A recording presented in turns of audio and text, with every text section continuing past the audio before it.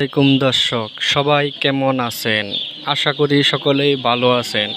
আজকে আপনাদের মাঝে আমি একটা ভিডিও নিয়ে আসলাম। সবাই আমাকে প্রশ্ন করেন, ভাই আপনার বোর্ডিং কেমনে করেন, ভাই আপনাদের জন্য আজকের এই ভিডিওটা সকলেই দেখবেন, ধৈর্য করে, আশা করি কিছু শিখতে পারবেন। ভাই আমি এখানে 800 বাচ্চা নিলাম। 800 বাচ্চার মধ্যে দেখতে পারতেছেন কতটুক জায়গা, 10 হাত বা 8 হাত এরকম জায়গার মধ্যে বোর্ডিং করলাম 800 বাচ্চা।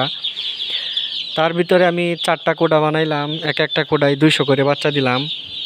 200 করে বাচ্চা দেওয়ার সুবিধা, অনেক জড়ো হয় না একসাথে, মরার রিস্ক কম থাকে।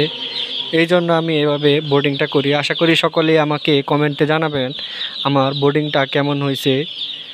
আর বোর্ডিং করার পরে এখন তো গরমের সিজন, এখন কিন্তু ভাই প্রচুর রোদ উঠে, অনেক গরম।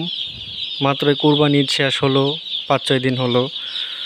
এখন প্রচুর গরম ভাই, যেমনে রোদ উঠে। এই কারণে 4টা কোড়ায় ভাই 4টা বাউল দিলাম, 200 ওয়াটের 4টা বাউল দিলাম। আরও কি তাপ দিতে হবে কি না অভিজ্ঞ ভাইরা জানাবেন কমেন্টে। আর আমার এই ভিডিওর মধ্যে যদি আমার কোনো ভুল হয় তাহলে আপনারা অবশ্যই কমেন্ট করে জানাবেন, অবশ্যই শুধরে নিব আমি। আর ভাই আমার দেখতেছেন এই যে চট দিয়ে বেড়া দেওয়া, 3 কোণা আর 1 কোণা খালি। এটা মূলত ভাই আমি দিছি ওই যে আমার সাইডের দেখেন উপর দিয়া পর্দা আছে, কিন্তু নিচ দিয়া পর্দা নাই।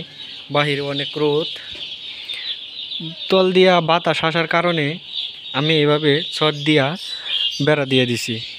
যেহেতু আজকে নিছি বাচ্চাগুলা, একটু বাতাস লাগলেই ঠান্ডা লাগবে, রোদে তাদের কিছু হবে না, যাতে তাপটা ঠিক মতন ভিতরে থাকে। এই কারণে আমি চট দিয়ে এভাবে বেড়া দিয়ে দিছি। নিচ দিয়ে যেহেতু আমার চট নাই, ফাঁকা দেখেন, এই জন্য আমি এভাবে এত রোদের ভিতরেও, গরমের ভিতরেও এভাবে বেড়া দিয়া দিছি চট দিয়া, যাতে ভিতরে তাপটা সুন্দর মতনে লাগে। আর ভাই আমি বাচ্চা নিছি প্রবিটা এই যে দেখেন, প্রবিটা দেখাই, ওই যে প্রবিটা হ্যাচারি লিমিটেড, লুহম্যান মিট ইন্ডিয়া রিভার। এই কোম্পানির বাচ্চাটি কেমন আসলে সবাই, আমার চ্যানেলে যদি আপনারা নতুন হয়ে থাকেন তাহলে সাবস্ক্রাইব করে পাশে থাকেন। আশা করি সকল ভিডিও আপনাদের উপকারে আসবে। বাচ্চা নিলাম আমি 17 টাকা করে, প্রবিটা হ্যাচারি 17 টাকা বাচ্চা নিলাম। আর কি ওষুধ আমি খাওয়াচ্ছি বোর্ডিংয়ে, এটা আপনাদেরকে আমি নেক্সট ভিডিওতে জানিয়ে দেব। সবাই সাবস্ক্রাইব করে পাশে থাকবেন। আসসালামু আলাইকুম।